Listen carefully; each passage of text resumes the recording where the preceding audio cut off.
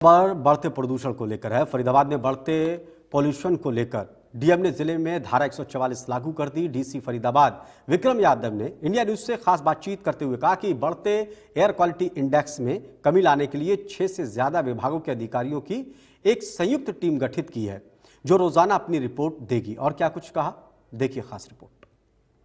औद्योगिक नगरी फरीदाबाद, जिसे कहा जाता है कि फरीदाबाद के उद्योगों की चिमनियों से निकलने वाले धुएं की वजह से कई बार फरीदाबाद वर्ल्ड की नंबर 1 पॉल्यूटेड सिटी में शुमार हुआ है। लेकिन आए साल नतीजा इसी तरह का रहता है। AQI लेवल हमेशा बढ़ता है। ग्रेप लागू हुआ, फर्स्ट फेज शुरू हो चुका है। लेकिन किस तरह के इंतजाम फरीदाबाद में किए गए हैं, हमारे साथ में DC विक्रम यादव हैं, उनसे बात कर लेते हैं। सर, आए साल इसी तरह की तस्वीर सामने आती है जब जैसे ही सर्दियां शुरू होती हैं। ग्रेप लागू हो गया, फर्स्ट फेज भी लागू हो गया है। इंतजामात किस तरह के हैं जो AQI नीचे आए? कुछ परिस्थितियां ऐसी हो जाती हैं कि पोल्यूशन हवा में थोड़ा ज़्यादा बढ़ जाता है, तो इसके कई कारण हैं। परंतु जो मानवीय कारण है उनको रोकने के लिए हर साल सरकार गाइडलाइंस लाती है, तो उसको हम एनफोर्स करते हैं। तो अब की बार भी CAQM से और हरियाणा गवर्नमेंट से भी डायरेक्शंस आई हैं, वो हम यहाँ पे एनफोर्स कर रहे हैं। तो इसके साथ ही हमने टीम्स बनाई हैं जो अलग अलग डिपार्टमेंट से हैं।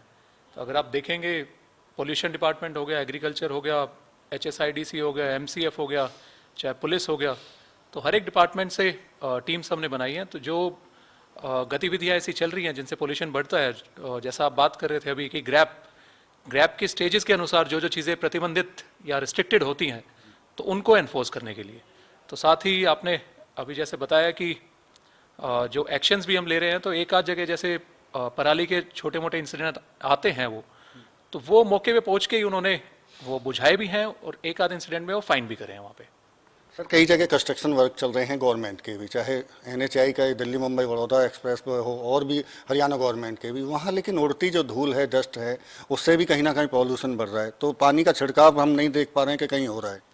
नहीं, बिल्कुल ही, जैसे कि सरकार की डायरेक्शंस इसके बारे में भी है कि साइज ऑफ कंस्ट्रक्शन कितना है, तो उसके लिए एंटी स्मोक गन या फिर जो पानी का छिड़काव है वो कैसे कैसे करना है। तो ये सभी डिपार्टमेंट्स को हिदायतें दे दी गई हैं।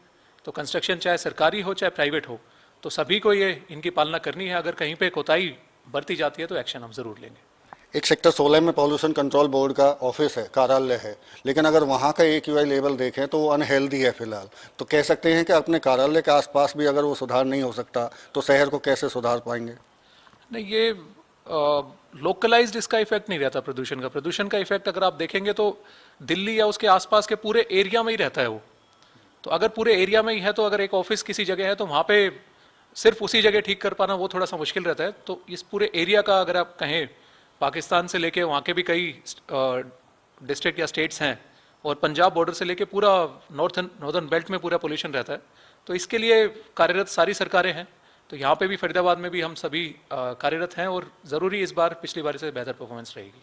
बिल्कुल, ये थे हमारे साथ में DC विक्रम यादव, जिनका साफ तौर से कहना है कि लगातार कोशिशें की जा रही हैं कि एयर क्वालिटी इंडेक्स फरीदाबाद का ना बढ़े, और इसके लिए तमाम डिपार्टमेंट के जो अधिकारी हैं उनकी जिम्मेदारी तय की गई है। और इसके साथ साथ में जो पटाखे हैं उनको लेकर भी शहर में धारा 144 लगा दी गई है, और लोगों से अपील साफ तौर से यही की जा रही है कि एयर क्वालिटी इंडेक्स को अगर रोकना है तो लोगों की भागीदारी भी जरूरी है।